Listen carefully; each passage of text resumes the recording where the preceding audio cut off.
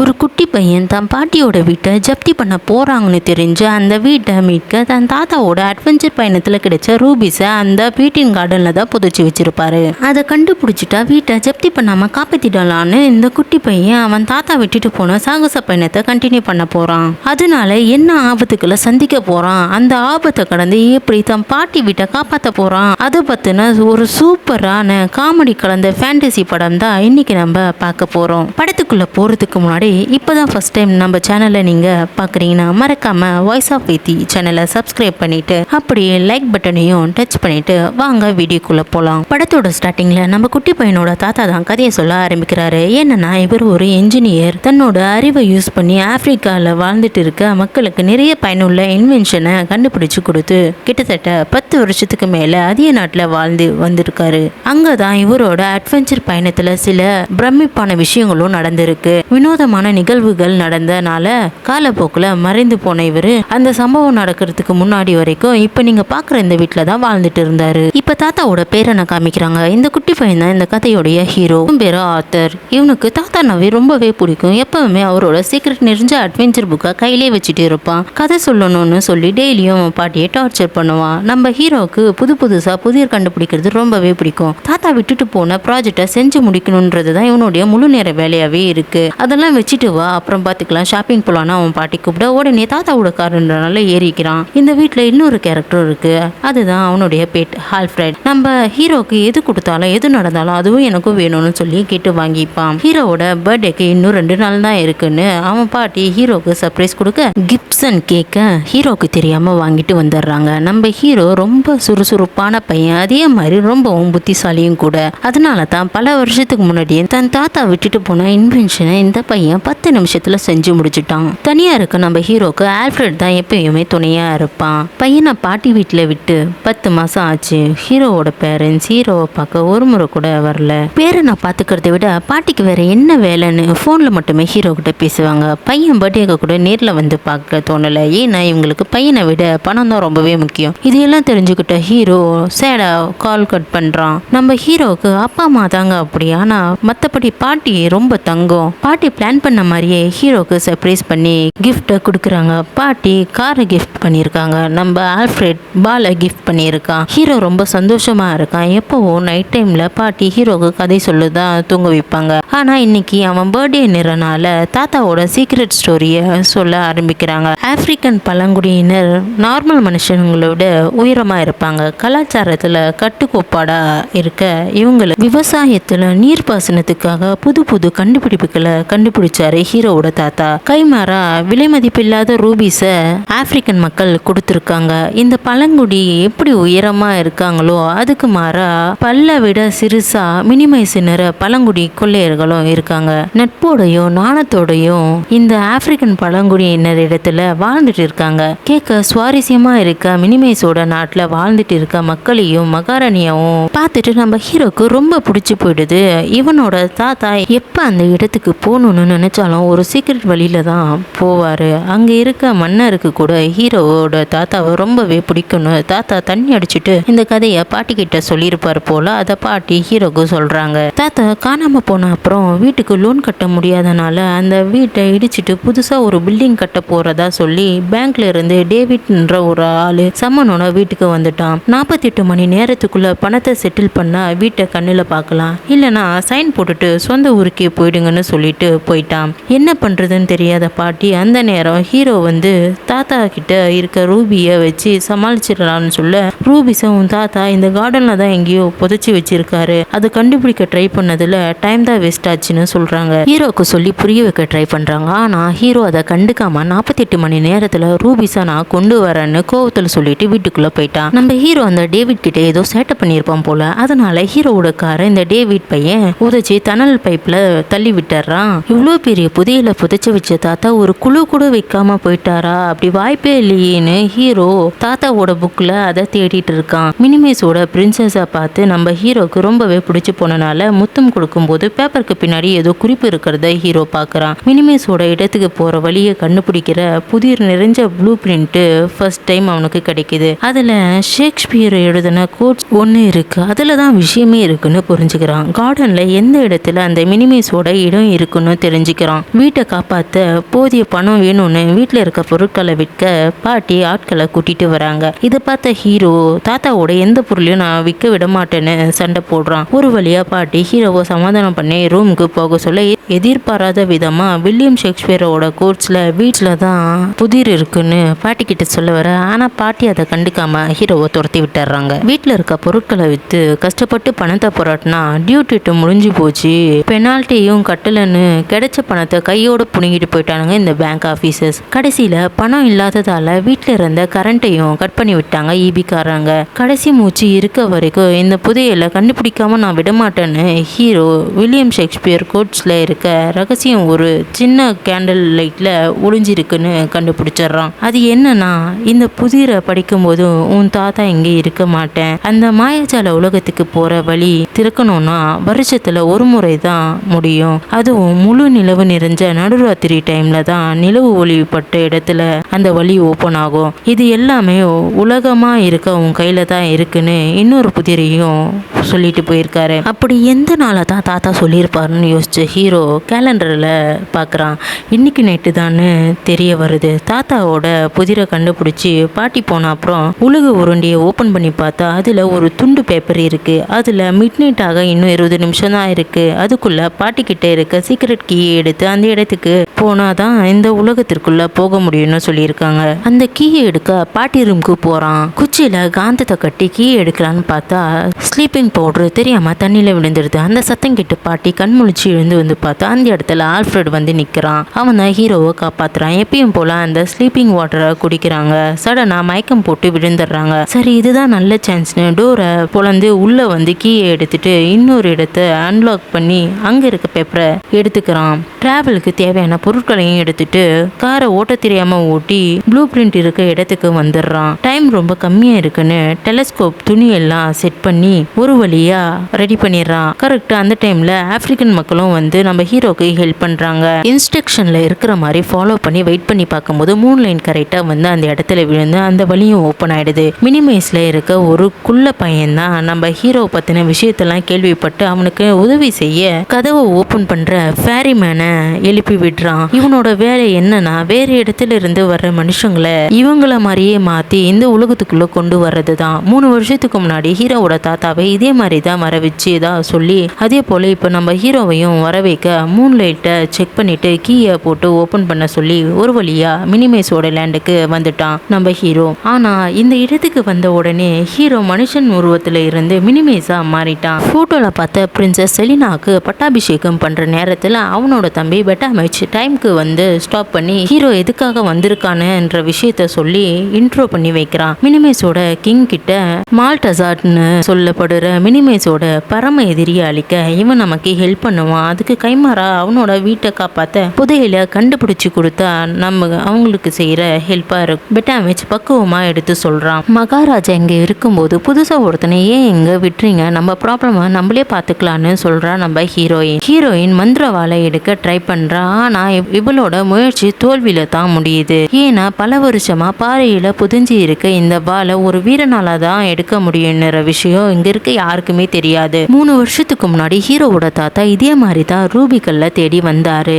7 கிங்டம்ல தேடி பார்த்தாரு. கடைசியா கதையோட கொடூரவில்ல மால்டசார் ஆட்சி செய்யற நெக்ரோபாலிஸ்ன்ற இடத்துல தான் இருக்குன்னு கண்டுபிடிச்சிட்டாரு. ஆனா அங்க போன யாரும் திரும்ப வந்தது இல்லைன்னு சொல்லி நம்ம ஹீரோ கிட்ட தாத்தாவை பத்தி தெரியாத எல்லா விஷயமும் சொல்றாரு மகாராஜா. இருந்தாலும் இதுல ஏதோ மர்மம் இருக்குன்னு புரிஞ்சுக்கிட்ட நம்ம ஹீரோ குழப்பத்தோட பார்த்துட்டு இருப்பான். எல்லாரும் வில்லனோட பேரை சொல்லவே பயப்படுறாங்க. அதனால தான் மால்டசாட்ன்ற பேரை வீவில் தான் சொல்லுவாங்க. வில்லனை பத்தி பேசிட்டு இருக்கும்போது கிங்டமோட கேட்டுக்கு வெளியே மினிமைஸ் ஒண்ணு அடிபட்டு வழியில கத்திட்டு இருக்கு. என்ன ஆச்சுன்னு கிட்ட போற ஹீரோயின் கிட்ட இது ஒரு ட்ராப்பா கூட இருக்கலான்னு ஹீரோ சொல்ல, ஆனா அதை மீறி போன ஹீரோயின் அடிப்பட்ட மினிமைஸ் மூலமா தான் நம்ம ஹீரோ சொன்னது உண்மைன்னு புரியுது. உடனே நம்ம ஹீரோயினை காப்பாத்த கையில இருந்த தீப்பந்தத்தை தூக்கி எறிறான். அது எரிஞ்ச உடனே அங்க இருக்க மால்டசாட்டோட ஆட்கள் வெளிச்சத்துக்கு வராங்க. தாக்க தயாரான வீரர்கள் அவங்க சைஸ்க்கு ஏத்த மாதிரியே தக்காளியை வச்சு தாக்குறாங்க. ஆனா அது ஒர்க் ஆகாததால இந்த நிலைமையை சரி செய்ய தாத்தாவோட க்ளோஸ் ஃப்ரெண்ட் ராயல் அட்வைசர் அதாவது அமைச்சர் அவர் ஃப்ரெண்டு கிட்ட கத்துக்கிட்ட மொத்த வித்தையும் காட்டி அசத்துறாரு. இந்த மஸ்கிட்டோ மண்டேன்களை கன்ஃபியூஸ் பண்ண 2 பேட்டை திறந்து விடுறாங்க. அதுங்க பின்னாடியே போன இந்த கொசுகு மண்டையன்கள் சந்தில மாட்டி சிதறிடுறாங்க. ரொம்ப நேரம் போராட்டம் பண்ணி மஸ்கிட்டோவை அழிச்சிடுறாங்க. கடைசியா 3 மஸ்கிட்டோ சோல்ஜர்ஸ் மட்டும் அட்டாக் பண்ண வராங்க. அதை எதிர்த்து ஹீரோயின் ஃபைட் பண்ண சடனா யாருமே எதிர்பார்க்காத நேரத்துல ஹீரோயினால எடுக்க முடியாத அந்த வாளை ஹீரோ டக்குன்னு எடுத்துடுறான். எடுத்து அந்த கொசுக்களை அடிச்சு அங்கிருந்து விரட்டிடுறான். இதை பார்த்த பெட்டாமேஜ் ஹீரோவுக்கு பாராட்டு தெரிவிக்கிறான். இவ்வளோ போராட்டம் நடந்து முடிஞ்ச அப்புறம் தான் ஹீரோயினுக்கு ஹீரோ மேல கிரஷ் வந்துருச்சு. அடுத்த வேலையா ராஜ்யத்தை காப்பாத்த ஹீரோவோட வீட்டையும் காப்பாற்றவும் மால்டசாட் இடமான நெக்ரோபோலிஸ் கிளம்ப ஆரம்பிச்சிட்டாங்க. 6 மாசத்துக்கு முன்னாடி தம் பையன் மைனோவை மால்டசாட் கைது பண்ணிட்டான். அவனை காப்பாத்தி கூட்டிட்டு வர சொல்லி ரெக்வஸ்ட் பண்றாரு அமைச்சர். நாட்களை கவுண்ட் பண்ணிட்டே இருங்க, 4 பேரோட வரன்னு சொல்லிட்டு பயணம் பண்ண 3 பேரும் கிங்டமை விட்டுட்டு கிளம்ப ஆரம்பிக்கிறாங்க. முழிப்பு வந்த பாட்டியும் ஆர்த்தர் தூங்கிட்டான்னு நினைச்சு எப்பயும் போல அவனை எழுப்பாம அங்கிருந்து கிளம்பிடுறாங்க. போற வழியில எதனா ஆபத்து வந்தா அதை தடுக்க பெட்டாமேஜ் பையன் கையிலேயே கேஜெட்டோடைய சுத்துறான். சூழ்நிலையை சமாளிக்க சரியான மெட்டீரியல் தான் நம்ம ஹீரோவும் பாராட்டுறான். நம்ம ஹீரோயின் வாயை அடக்க ஒரு கேஜெட் இல்லையேன்னு கலாய்க்கிறா. தடையா இருக்க எறும்பையும் வாழை வச்சு விலக வைக்கிறா. நெக்ரோபோலிஸ்க்கு போகணும்னா சில கிங்டம்களை தாண்டி தான் போகணும், அதனால கால்லாம் ரொம்ப வலிக்கணும் சொல்லிட்டு ஒரு ஃப்ளைட்டை புக் பண்றாங்க. ஹீரோவோட தாத்தாவையும் அந்த ஆளு தான் நெக்ரோபோலிஸ்க்கு அனுப்பி வச்சதா சொல்லி உங்களை இப்ப அனுப்ப முடியாதுன்னு காரணமே இல்லாம டிக்கெட்டை கேன்சல் பண்ணிட்டான். கோவப்பட்ட ஹீரோயின் அன்பா ஒன்றும் நாங்க டிக்கெட் கேட்கல, காசு கொடுத்து தான் கேட்கிறோன்னு ஒரு வழியை டிக்கெட்டை புக் பண்ணி வாங்கிடுறாங்க. பயந்து போன அந்த கிழவன் இவங்களை கூட்டிட்டு வந்து சீட் பெல்ட்டை போட்டுக்கோங்கன்னு சொல்லி பட்டனை அழுத்தி பறக்க விட்டுறான். வீட்டோட டேப் கனெக்ஷன்ல இருக்க இந்த மெஷின் வாட்டரோட ஃபோர்ஸ்ல எங்க போகுதுன்னு கரெக்டா நம்ம ஹீரோ கண்டுபிடிச்சிடறான். ஆனா நினைச்சது ஒண்ணு நடந்தது ஒண்ணுன்னு சொல்ற மாதிரி நல்லா பறந்துட்டு இருந்த அந்த உருண்டை ஒரு பீஸ் வந்து இடிக்கனால பயணம் தடைப்பட்டு இப்ப வேற இடத்துல விழுறாங்க. ஹீரோ பக்கத்துல இருக்கிறது கூட தெரியாம பாட்டி பயந்து போய் பார்த்துட்டு இருக்காங்க. டோர் ஓபன் பண்ணி வெளியே போலான்னு பார்த்தா டோர் லாக் ஆயிடுச்சு. உடனே ஹீரோயின் அவ வாழை எடுத்து குத்துனா ஒரு புழுவை குத்திடுறா. அந்த புழு கடுப்பாகி இந்த பாலை வெட்டி உதைக்க அது உருண்டு வேற ஒரு பக்கம் போயிடுது. உருண்டைக்குள்ள இருக்க இந்த மினிமேஸ் எங்க இருக்குன்னு கூட தெரியாம சேஃபா இருந்த அந்த உருண்டையை பொளந்து மினிமேஸ்க்கு தண்ணினாலே பிடிக்காது. ஏன்னா அவங்க யாருக்கும் நீச்சல் தெரியாது. விஷயத்தை தெரிஞ்சுக்கிட்ட நம்ம ஹீரோ நீங்க வரவே வேணாம் நானே வரேன்னு சொல்லி அங்கிருந்து பறந்து வந்து அவங்க போற அந்த உடைஞ்சு போன அந்த உருண்டைக்குள்ள வந்து சேர்ந்துடுறான். எப்படி தப்பிச்சோம் பாருங்கன்னு கூலா சொல்ல ஆபத்து இதுக்கப்புறம் தான் வருதுன்னு பின்னாடி திரும்பி பார்க்க சொல்றா ஹீரோயின். பின்னாடி பார்த்தா நீர்வீழ்ச்சி மாதிரி இருக்கு. இதுக்கு ஒரு வழி இருக்குன்னு யோசிச்ச நம்ம ஹீரோ பெட்டாமேஜ் கிட்ட ஹெல்ப் கேட்க அவங்க கிட்ட எந்த பொருளுமே இல்ல. செகண்ட் ஐடியா தான் நம்ம கரெக்டா இருக்கும்னு சொல்லி ஹீரோயின் கிட்ட இருக்க லேச வாங்கி வால்ல கட்டி தூக்கி போறான். அது ஒரு கிளையில மாட்டிக்குது. தப்பிச்சு எல்லாரும் மேல வந்துடுறாங்க. கடைசியா நம்ம ஹீரோ தண்ணியில விழுற நேரத்துல அந்த கைத்தை பிடிச்சி மேல வந்துடுறான். இனி பேரனை நம்ம தனியா தேடி பிரோஜனம் இல்லைன்னு பாட்டி போலீஸ் கிட்ட கம்ப்ளைண்ட் கொடுக்க ரொம்ப நேரம் டிராவல் பண்ணதுக்கு டயர்டா ஆன ஹீரோயின் அங்கே இருக்க ஒரு பூவை வச்சு பெட்டை ரெடி பண்ணிட்டாங்க. நைட் இங்கேயே ஸ்டே பண்ணிட்டு மார்னிங் போலான்னு அங்கேயே தூங்கிடுறாங்க. பாட்டியும் பேரன் வருவான்னு விளக்கு பிடிச்சிட்டு நிக்கிறாங்க. விடிய காலையில ஃபர்ஸ்ட் நம்ம ஹீரோயின் தான் எழுறா. மத்த பேரையும் எழுப்ப ட்ரை பண்றான். அவங்க யாரும் எழுல. கோவத்துல 2 பேரையும் தூக்கிட்டு வந்து கீழே போட்டுறா. போற வழியில நம்ம ஹீரோ பண்ண இன்வென்ஷனை பார்த்து ஹீரோயினும் அவ தம்பி பெட்டாமச்சும் பாராட்டுவாங்கன்னு பார்த்தா அந்த இன்வென்ஷன் மால்டசாட் ஆளுங்க அக்கு வீர ஆணி வீரான்னு கைத்துல கட்டி இழுத்துட்டு போறாங்க. இதை பார்த்து டென்ஷன் ஆக்கி திட்ட ஆரம்பிச்சிடறா நம்ம ஹீரோயின். ஏன்னா மினிமேஸ்க்கு தண்ணினாலே பயம். அதை யூஸ் பண்ணி தான் எங்க மொத்த வில்லேஜையும் அழிக்க போறான், அதுக்காக தான் இதெல்லாம் கழட்டி எடுத்துட்டு போறான் அப்படின்னு ஹீரோயின் முன்கூட்டியே கெஸ் பண்ணிடுறாங்க. இதுல இவ்வளோ பெரிய ப்ராப்ளம் இருக்குன்னு இப்பதான் ஹீரோ ரியலைஸ் பண்றான். நெக்ரோபோலிக்கு போக இதுதான் நல்ல ஐடியான்னு ஸ்ட்ராக்குள்ள ஏறி உக்காந்துக்கிறான். நம்ம நடந்து போறதுக்கு பதிலா இவன் கூடயே இதுல சேஃபா போயிடலாம் அப்படின்னு ஹீரோயினும் அவ தம்பியும் போய் அவங்க கூடயே ஜாயின் பண்ணிக்கிறாங்க. இவங்க எதிர்பார்க்காத நேரத்துல கட்டான இந்த ஸ்டாலாம் தண்ணியில விழுது. இதை பார்த்த ஹீரோ அவங்கள காப்பாற்ற ட்ரை பண்றான். ஆனா நம்ம ஹீரோயின் கம்பி நடுவுல வச்சு காப்பாத்திட்டா. ஆனா அடுத்த செகண்டே வில்லனோட ஒரு ஆளு ஸ்டாவை கட் பண்ணும் போதே இவங்கள பார்த்துருப்பா. தனியா வந்த அகதிகள்னு நினைச்சு உதவி செய்யறதா வாக்குறுதியும் கொடுத்துறா. யார்கிட்ட பேசுறேன்னு சந்தேகத்துல கேட்ட மால்டசாட் ஆளுங்க கிட்ட ஒன்றும் இல்லைன்னு சொல்லி சமாளிச்சிட்டான். வேலை செய்ய சூப்பரான அடிமைகள் கிடைச்சிட்டாங்கன்னு இவ பாருக்கு கூட்டிட்டு போறாங்க. அவனோட பாஸ் கிட்ட விவரத்தை சொல்லுறான். இனிமேல் நான் இவங்கள பாத்துக்கிறேன்னு அடிமையா இருக்க அன்போட வரவேற்கிறாங்க. குடிக்க ட்ரிங்க்ஸையும் கொடுக்குறாங்க. அழகான நம்ம ஹீரோயினை டான்ஸ் ஆட கூப்பிடுறான் இந்த பாஸ். என்ன கல்யாணம் பண்ணிக்கோன்னு கட்டளையும் போடுறான். டென்ஷன் ஆன ஹீரோயின் அவனை விரட்டி விட்டுட்டு நம்ம ஹீரோ கூட டான்ஸ் ஆடுறா. ஆடிட்டே இருக்கும்போது ஒரு முக்கியமான விஷயத்தையும் சொல்லுறா. என்னன்னா இவங்களுக்கு வயசு 1000 ஆக போகுது. கல்யாணம் பண்ண பொருத்தமான புருஷனை தேடுறதுக்கு இன்னும் 2 நாள் தான் டைம் இருக்குன்னு சொல்ல, இதை கேட்ட நம்ம ஹீரோ அப்போனா ஒன்றும் பிரச்சனை இல்லை, கல்யாணம் பண்ணி என் வீட்டுக்கு கூட்டிட்டு போயிடறேன்னு முணுமுணுக்கிறான். இவங்க லவ்ஸ் பண்ற நேரத்துல மால்டசாட்டோட பையன் டார்கோஸ் என்ட்ரி கொடுக்குறான். இவனே எவ்வளோ கொடூரமா இருக்கானா, இவன் அப்ப எப்படி இருப்பான்னு நினைச்சு பயப்படுறான் ஹீரோ. இவன் கிட்ட மாட்டினா அவ்வளோதான்னு நினைச்ச ஹீரோயின் முகத்தை மறைச்சிக்க கரெக்டா டார்கோஸ் கண்டுபிடிச்சிட்டான். பிடிச்சி சிறையில் அடைப்பான்னு பார்த்தா டான்ஸ் ஆட கூப்பிடுறான்.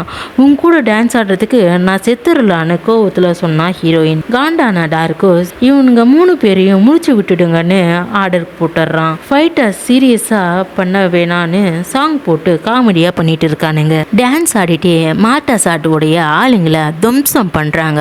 பாலை எடுக்கிறேன்னு கேஜெட்ல இருந்து பூவை எடுக்கிறான் இந்த பெட்டாமேச் பையன். அதை பார்த்து தூக்கி பறக்க விட்டுறாங்க.